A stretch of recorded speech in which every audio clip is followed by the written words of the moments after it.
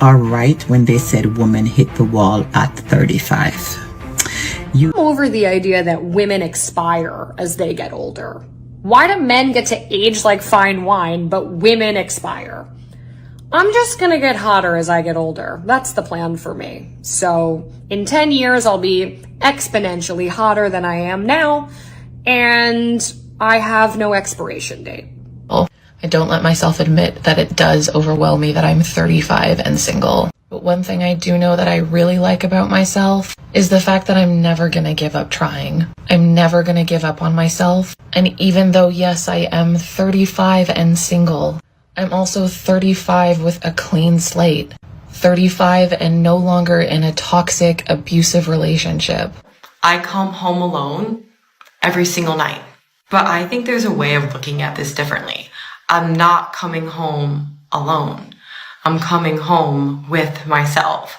And that's why it's so important to love your own company, to fall in love with being with yourself. I was constantly fed this idea that women can do everything. We don't really need men. Women can have the great career and have the kids that they like and change the tires and do this.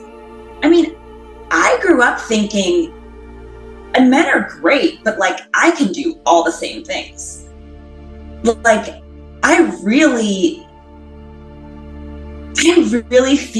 do feel in many ways betrayed by that line of thinking. What kind of world do we live in where a normal, regular girl cannot find just a regular guy out here to date? Because these guys don't want a real woman. They want a fantasy. They want to live in this fake fantasy world. They would rather jack off to some screen, to some robot, rather than actually deal with a real human being and what comes with that. You know why? Because it's easier. And I am done. I mean, for me, it's definitely started to feel hollow and meaningless. And, you know, it's taken me to this point in my life to realize that that's not a life that's going to bring you happiness. I mean, and maybe it does for some people. I honestly have a hard time believing that. If I thought I would spend the rest of my life alone, if I didn't think that I would get married and have children, I would be devastated. So,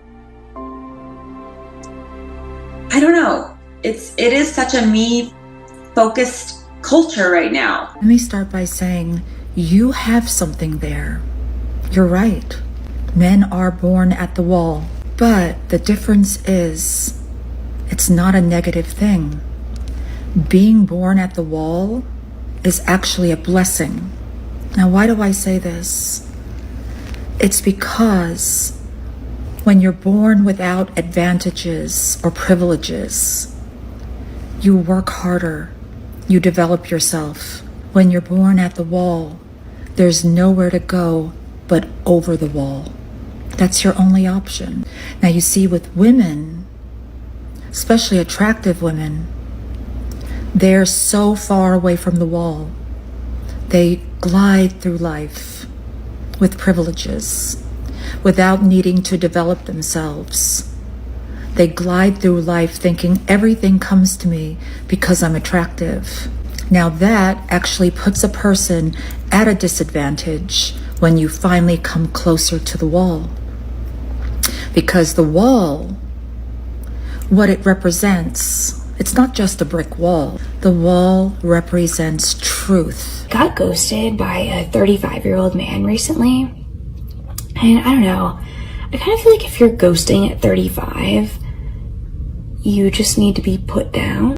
I am being so violently ghosted right now that I'm questioning my own existence. I say I don't like fat girls, they're going to try to cancel me. If you say I don't like short men, no one's going to care. Right. Versus a fat girl can control her weight, but a man can't control his height. Correct.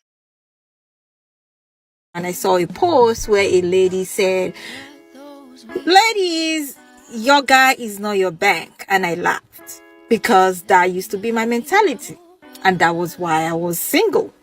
You see, when you feel like I am independent, strong, I don't need a man, that mentality is going to keep you single. Because unconsciously, you're going to be giving a masculine energy. You're going to be feeling like, I can do this, I can do that, I don't need a man. But men love to be appreciated. Men love to be needed. They love that feel that she needs me. They love that feel that she wants me. But if you have everything on your own, you make your money, you can pay all your bills, and you automatically start making the guy feel less appreciated. Oh, he ghosted me after we hooked up. Let me make one thing very, very clear, okay? There is nothing that you can or cannot do that will make a man like you or not like you. Aside from the usual, like, being crazy and needy and stuff, right? But if sleeping with you changes a man's energy and he stops talking to you, stops texting you, stops calling you, stops taking you on dates and all that stuff, like, he never wanted that to begin with. If you give him the poom poom and he disappears, that's all he really wanted. Okay, I am the problem. Oh, good. Maybe this is a sign that some personal accountability is actually being taken.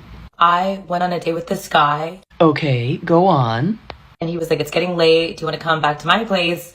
And I was like, sure, but I'm not going to sleep with you. Like, that's not happening. And he was like, that's totally fine. Just come over. Oh, good. Mutually agreed upon boundaries have been set. So what's the problem? Go to his place. He respects my wishes. He's so nice. He cuddles me all night. And go on. And I'm like, are you gay? What?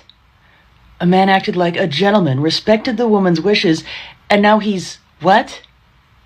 Explain. I just wanted him to, like, try, and then for me to be like, no. You know what I mean? So you wanted the guy to completely disregard your boundaries. Right. More mixed signals than a broken stoplight. I wasn't gonna sleep with him, but I just, now I feel ugly. And that's not his fault. That's a self-confidence problem. This is what... Indeed.